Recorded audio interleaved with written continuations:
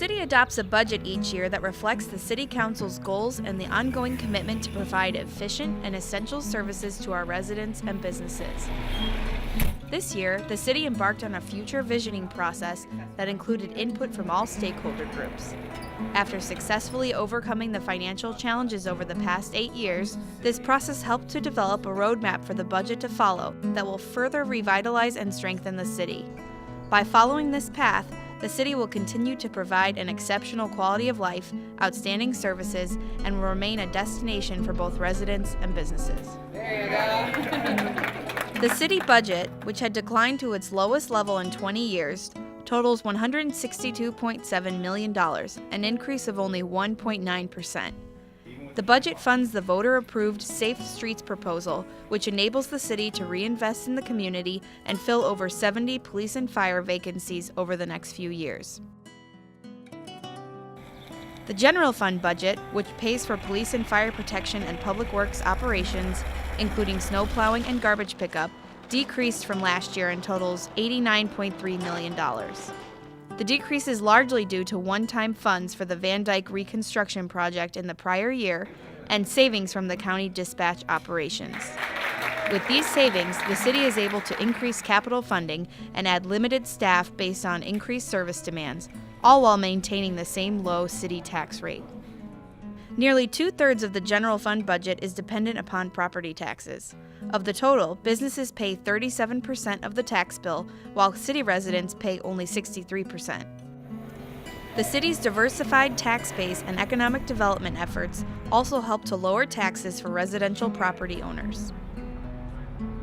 The average homeowner's tax bill for next year will be $206, or 7.1% less than it was 7 years ago. In fact, tax bills are lower than amounts paid even 10 years ago. A family living in a typical home will pay only $82 per month in city property tax. Remember that 60% of a homeowner's tax bill goes towards funding schools and countywide government operations. The city issues and collects the tax bill, but most goes to fund other government operations. Because of the efficient delivery of services, the city's tax rate remains low.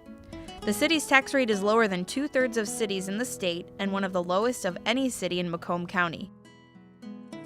In fact, the city's tax rate is 5.75 mils lower than the average of all Macomb County cities. Residential properties in the city experienced over a 15% increase in market values this past year, the highest increase in Macomb County.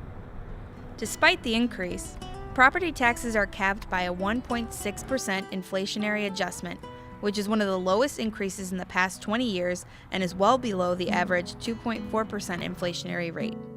While values have increased now for the second consecutive year, the city's total taxable value is still down 22.4% since 2008, preventing the city from restoring all prior reductions due to the revenue losses.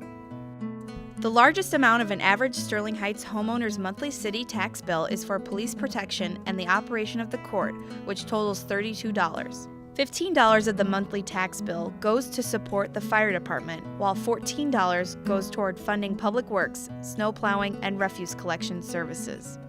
In other words, over 70% of a homeowner's city tax bill goes to fund public safety and public works. Residents pay less than $4 a month for the public library, parks and recreation, and senior citizen services. As a result, Sterling Heights homeowners continue to receive an excellent value for their tax dollar. The budget funds 444 full-time positions, a net decrease of 12 positions. Due to the new county dispatch, 22 fewer full-time positions are needed, while 10 new full-time positions are proposed, some of which are being converted from part-time. Part-time positions have increased by 13, mainly due to increased service demands in public works. City staffing levels are down 205 full-time positions, or 32% since 2002, saving $15.8 million. The employee per resident ratio has decreased by 44%. Part-time staffing, however, has increased by 60% over the last 10 years. The city's staffing levels continue to be the lowest of any comparable city in the state and lower than most cities across the country, a main factor in the city's ability to maintain a very low tax rate. While the city's revenue projections prohibit undoing these reform measures, the proposed budget includes a reinvestment in existing employees, including providing wage increases for the first time in 5 years. Ensuring continued promotional opportunities in addition to the 75 that have occurred over the past year.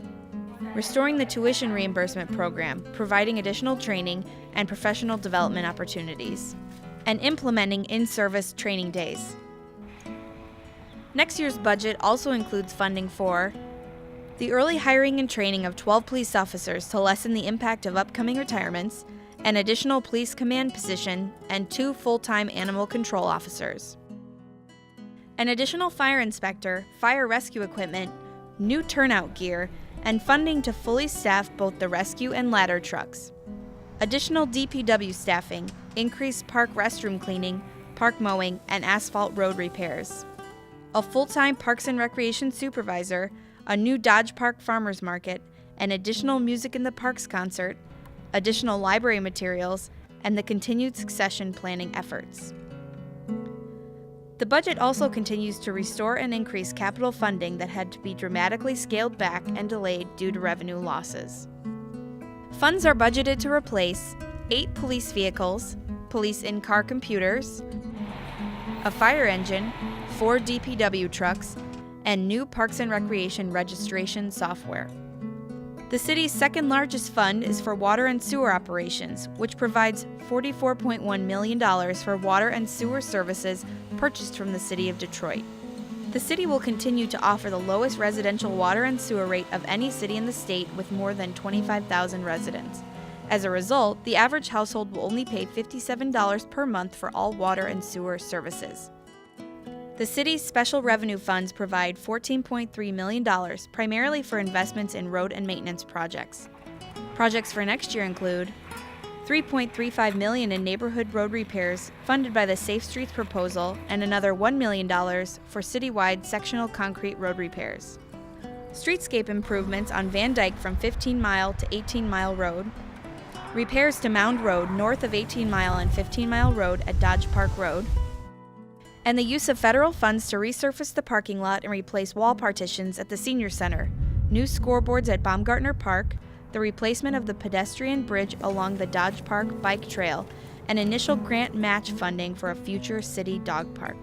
The Capital Project Fund totals $12.7 million for the reconstruction of Dodge Park Road from Metro Parkway to Utica Road, the resurfacing of 15 Mile from DeQuinder to Ryan Road, repairs to Ryan Road from 15 Mile to Metro Parkway, needed repairs to the City Hall parking lot, and replacement of the DPW fuel tanks and gas pumps. Finally, the debt service funds total $2.3 million and cover the debt payments on city roads, storm drains, and fire stations. Debt continues to decline as 12 existing bonds have been fully paid off over the past 3 years, reducing the city's debt level to a 27-year low. In conclusion, the budget demonstrates that the city continues to provide efficient city services at a low cost. The budget reflects the city's long-standing tradition of excellence by reinvesting in neighborhoods and public safety, effective property maintenance initiatives, diversified economic development efforts, and a variety of community-oriented services. The budget sets a path for the future by strengthening the long-standing partnership with the community and charting the course of the city for the next 20 years through the Visioning 2030 plan approved by City Council last year.